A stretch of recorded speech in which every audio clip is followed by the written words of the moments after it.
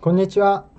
音楽説明者ガチ君です。今日は長く待ち望んでいたラルクさんの話をしてみようと思います。ずっと眺めていた乾いた風を絡ませあなたを連れてくのさ。僕が高校の時、高校から学校にバンドがありました。部活活動。私は X とラルクの音楽が人気があった世代でした。特に X のエンドレスレイン、ラルクはドライバーサイがとても人気がありましたが、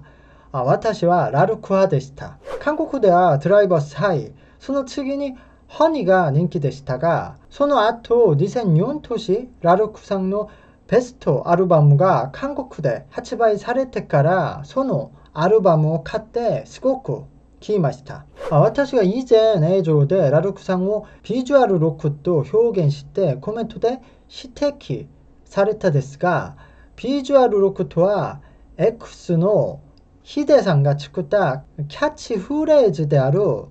Psychedelic Violence Claim of Visual Rock Shock から始まってラルク、クレイ、ルナシなどビジュアルロックというジャンルが作られていました。ビジュアルロックはただ顔を立てる音楽ではなく、音楽だけでなく衣装を含む全部を通じて音楽を表現するジャンルでしたが、音楽は西洋のグレムロックみたいな感じでした。グレムロックで日本のボーカル、特有の暗い感じを表現するボーカルが着せられたことでビジュアルロックと呼ばれました。でもデビューしてから間もなくラルクさんはもうビジュアルロックをしないと話していましたね。私は子供の頃の記憶で話していたので、知らなかったです。すみませんでした。私が単純にラルクさんの音楽が好きでもありますが、ラルクさんはとても特別なミュージシャンだと思います。とても多様なジャンルをするバンドですが、ラルクさんは明らかに自分だけの深い色があります。日本ではグレムロックをする多くのバンドがありますが、当時もラルクさんは一人で特別な感じがあり、その後多くの日本のバンドがラルクを真似してきて、多くの日本の男性ボーカルたちがハイドさんを真似しました。そんな一つの新しい音楽の世界を創造したという点、そういう点で私はラルクさんをとても特別に思ってるです。ベースラインの基準にシンスとエフェクトが入ったダブルギター、アルタナティブロックだがメロディックスピードメタルのような展開、そこにボーカルのハイドさんの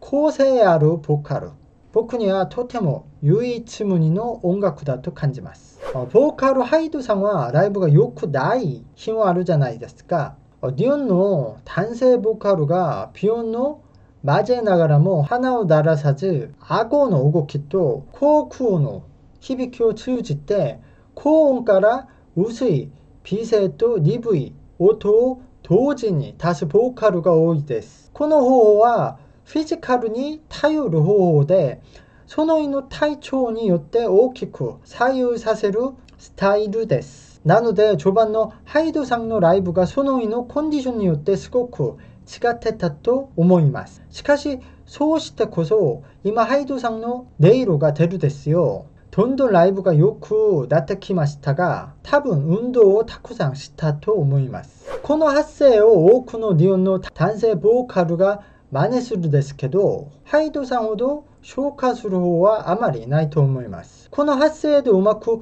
歌えなかったら、お話したようにライブでコンディションの影響をたくさん受けて、また高音では息苦しい音を出します。それでそう呼ぶボーカルが多くなりました。それくらい特別で日本の音楽界に影響もたくさん与えたボーカルだと思います。今日は私が好きなラルクさんの歌3つを話してみます。最初の歌はずっと研究していたドライバーサイです。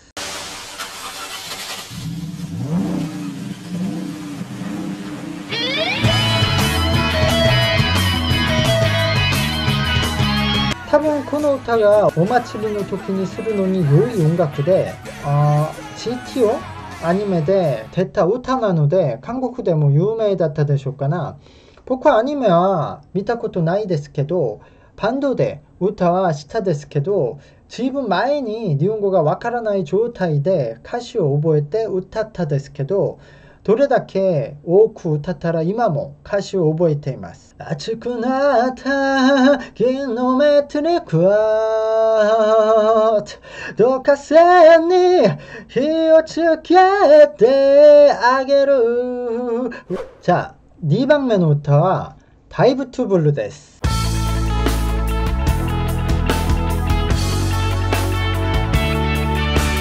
この歌は途中で胸に空落ちまったという部分のボーカルがとてもハイドらしく感じます。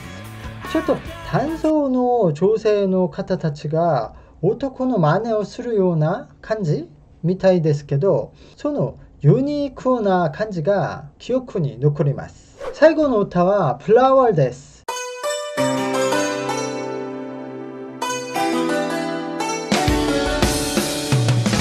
僕が他のラルクさんのアルバムもたくさん聴いてみましたが、ベストのアルバムの歌をとてもたくさん聴いていて、この中の歌がとても好きなです。ちょっと序盤のラルクさんの歌、こんなラルクさんのサウンドが大好きです。その中でフラワーが一番好きな理由は、間奏部分に絶叫するかのようにハイドさんが叫ぶ部分、そしてその絶叫からすぐに続く次のサビがボーカル視点で抜けてしまったというかな。ラルクの歌を歌うときは私も別の世界にいるように完全に音楽にハマって歌うようになります。今日はラルクさんの話をしてみました。私が大好きな日本の歌手なので早く話をしたかったのですが、今になってやっとすることになりました。ラルクさんの方たちは韓国にも何度も来られていて、韓国にファンも多いですよ。もっと多くの方々がラルクさんの音楽を聴いてみほしいです。今日の映像はここで終わります。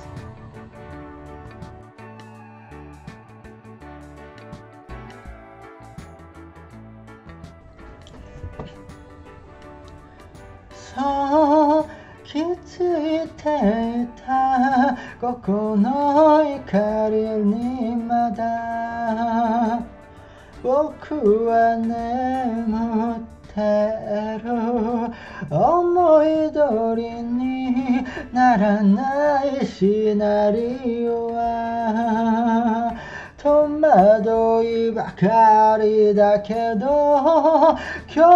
も会えないからベッドの中目を閉じて次の